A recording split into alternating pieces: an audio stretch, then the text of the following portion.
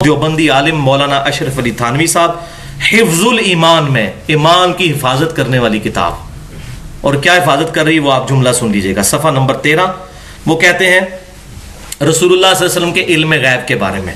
اب یہ فرقے کی لعنت آ رہی ہے نا، بریلوی کہتے ہیں علم غیب ہے، وہ انکار کرتے ہیں، تو ہم بھی مانتے ہیں علم غیب ہے جو اللہ نے بتایا، وہ غیبی خبریں ہیں الحمدللہ۔ نبی میں اور عام انسان میں یہ بہت بڑا فرق ہے۔ لیکن اب وہ علم غیب کی نفی کرتے ہوئے کیا کہتے ہیں کہ اگر بعض علوم غیبیہ مراد ہیں تو اس میں حضور کی کیا تخصیص ہے؟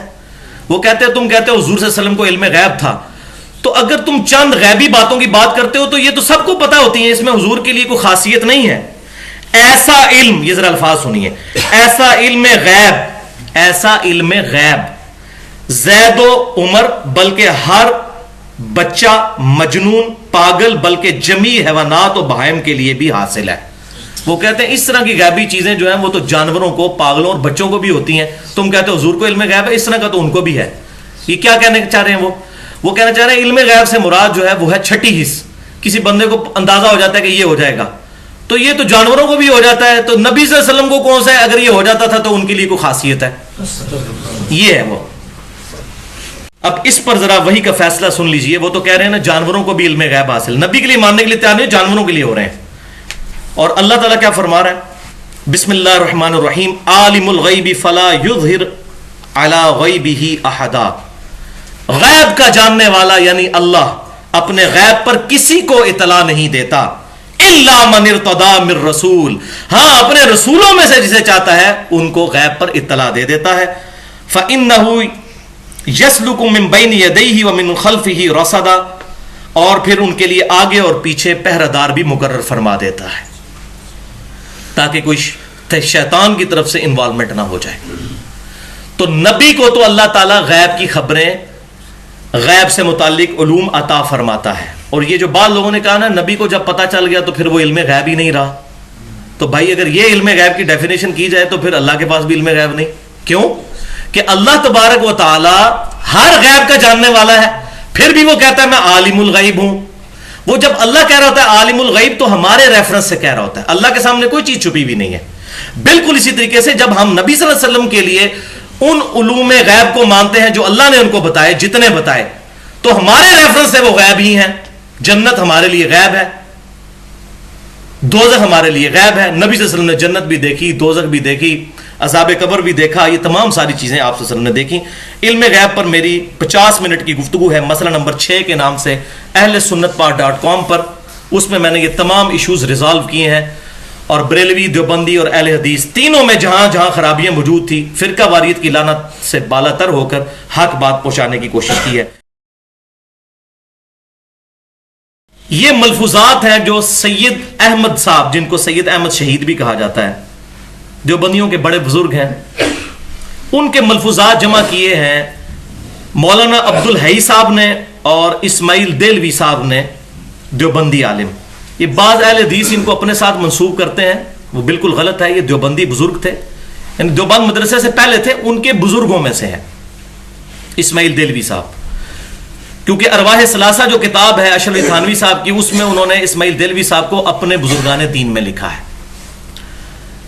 تو یہ کتاب صراط مستقیم ہے، صفحہ 169 اسلامی اکیڈمی لاہور سے شائع شدہ ہے۔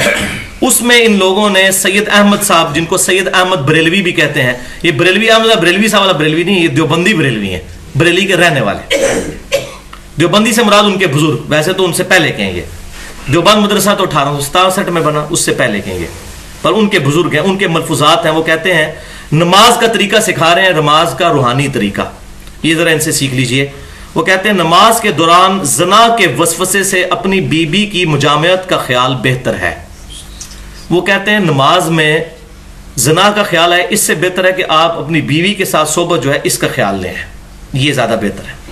اچھا، اور شیخ یا اس جیسی اور بزرگ ہستیاں، وہ کہتے ہیں اپنے کسی بزرگ یا اپنے کسی پیر کا تصور نماز میں لانا، یا کوئی اور بزرگ ہستی بھی ہو، خواہ جناب رسالت مآب صلی اللہ علیہ وسلم ہی کیوں نہ ہو، ان کا بھی نماز میں تصور آنا، اپنی ہمت کو لگا دینا اپنے بیل اور گدھے کی صورت میں ڈوب جانے سے برا ہے، وَلِعَاذُ بِاللَّهِ تعالی۔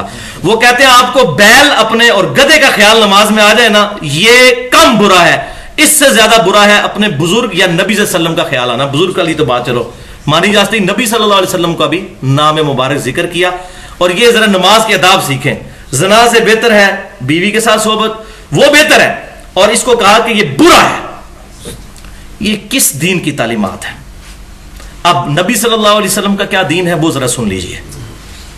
بخاری اور مسلم کی متفق علیہ حدیث ہے تشہد کے چیپٹر میں، عبداللہ بن مسعود رضی اللہ تعالیٰ عنہ کہتے ہیں کہ نبی صلی اللہ علیہ وسلم نے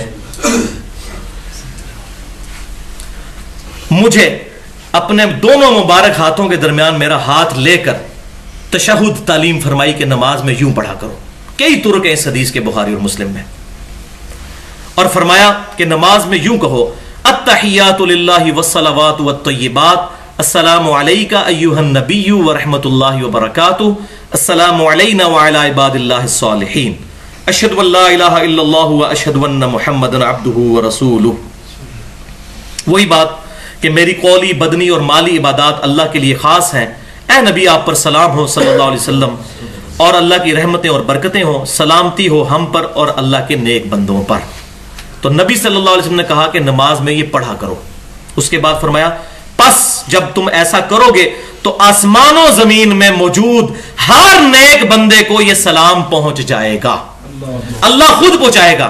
تو ہم نماز میں نبی صلی اللہ علیہ وسلم پر انشائیہ انٹینشنلی حضور پر سلام پڑھ رہے ہوتے ہیں، اللہ کے نیک بندوں پر سلام پڑھ رہے ہوتے ہیں، اور حضور کہہ رہے ہیں جب یہ پڑھو گے اللہ تمہارا سلام پہنچا دے گا۔ تو خیال آیا کہ نہیں؟ خیال کی نیت سے ہی تو پڑھ رہے ہیں نبی صلی اللہ علیہ وسلم پر سلام ہو۔ اس سے حاضر و ناظر کا عقیدہ نہیں ثابت ہوتا، وہ میں نے لادہ سے بتایا ہے۔ حاضر و ناظر کا عقیدہ اس میں نہیں ہے، بلکہ اس میں ہے کہ اللہ تعالیٰ تمہارا سلام پہنچا دے گا وہاں پر۔ یہ ہمارا عقیدہ ہے الحمدللہ، رسول اللہ صلی اللہ علیہ وسلم تک ہماری ہر نماز کا سلام پہنچتا ہے الحمدللہ۔